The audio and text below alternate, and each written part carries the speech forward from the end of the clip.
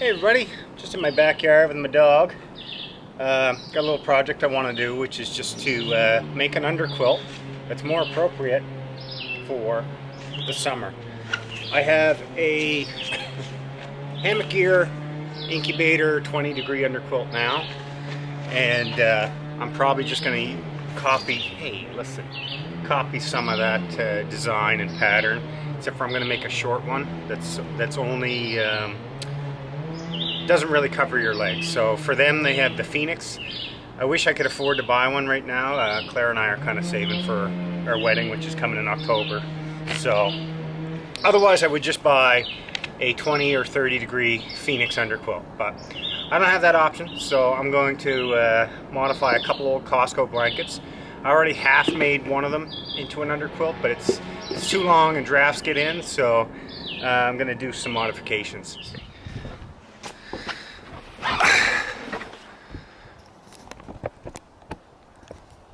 Alright, trying to keep her off the quilts is sometimes a little difficult because we trained her to always lay down on something you've set down. There we go, good girl. So I'm going to start it. I have two Costco underquilts. I found just the one maybe not warm enough, and like I said, I've already made this into an underquilt at one point. It worked fine for when you almost don't need one, so I just want to make it a little bit better. I'm going to start by just matching up the top end of this gray one. The gray one's going to be the one closest to my body, closest to the hammock. And then I'm going to mark it, and then the blue one is going to be on the outside, and I'm going to cut it to be just slightly larger. That way, if all the loft is gone from the gray one being too tight under the underquilt, there's going to be a slight gap, and then the secondary underquilt will make that up. I'm hoping by the time I'm done cutting away all the excess material that it's going to be quite a bit smaller and lighter than my Burrow Econ 20 from Hammock Gear. So here's to hoping. Once again, I apologize, Hammock Gear. Your stuff is far superior to a Costco underquilt, and I will be getting one, but for right now, this is going to have to do. I've got a camping trip coming up in a couple of weeks, and we're going to be out for 4 nights, so if I can, I'll probably just take this new one that I'm making. We shall see. You're not going. I've already booked your kennel. Yeah. Go get it. That's the, sorry, I called it the Burrow. That's an incubator. It's an underquilt. So 20 degree incubator underquilt. This is the heavier grade shock cord. I think it's going to be even heavier than what comes on the proper quilt. This is some webbing that I bought, and what it's going to be is it runs through a channel like this. And now that I look at what Hammock Gear does, they don't even use webbing. They use just kind of a thick nylon. That's maybe what I should have got, but that's more than 1 inch wide. This is only 1 inch, and it's, in theory, it's supposed to be sewn like that, and then you have your shock cord run in the middle of it.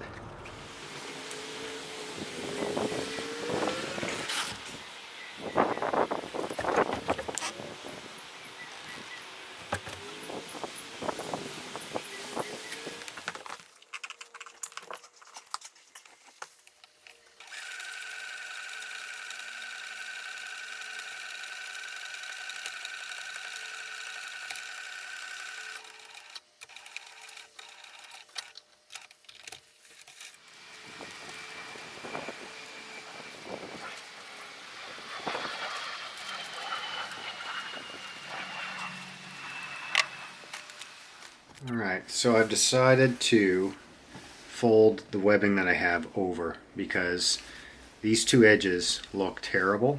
I guess it really doesn't matter in the woods what it looks like, but I'll always know it. This is a 1 inch piece of webbing. I wish I would have bought 1.5 inches or 2 now. What I'll do is I'll run my shock cord in between the two quilts.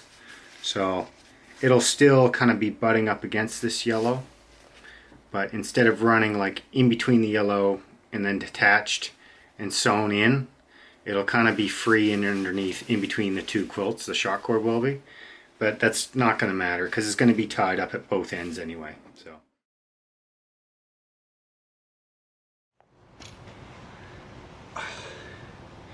Okay, so it is completely done, with the exception of shortening a couple of lines.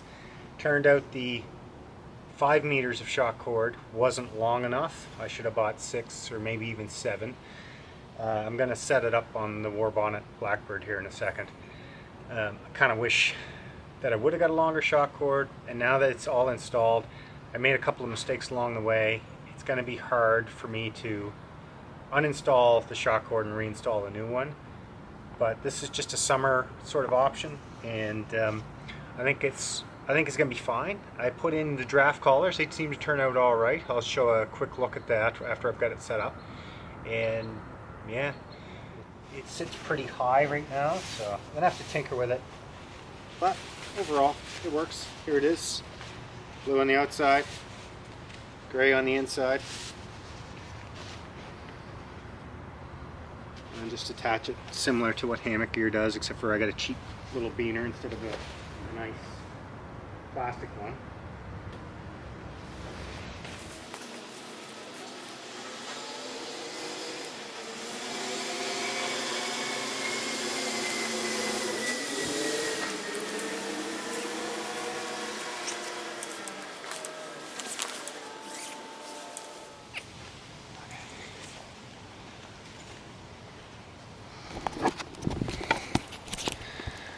Okay, so let's see here.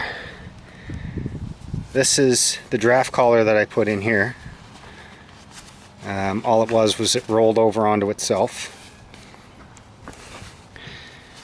Here's the cinch cord to make the head part tighter. You got to play around with that. That's probably a little too tight. It should almost hang a tiny bit when you're not in the hammock. This webbing worked out okay, except for, as you can see, it rolls. So I should have used a more supple material. Honestly, I saw the yellow and I got excited.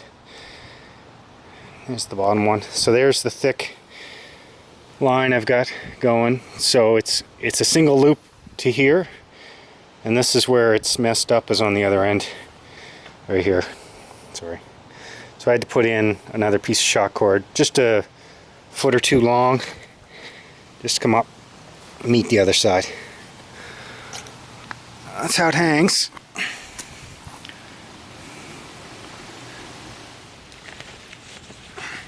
Now for the final test. Does it fit in the original stuff sack that it came with? This stuff sack was for just the blue blanket. I had, when I originally made this as an under quilt, been able to stuff both in, so because I would always carry them together, so I can't imagine it not both fit. But let's try. Webbing is kind of making it a little less packable. And those cords, I probably cut those. I'll probably just do that in the woods. Go around. Oh yeah. And there we are.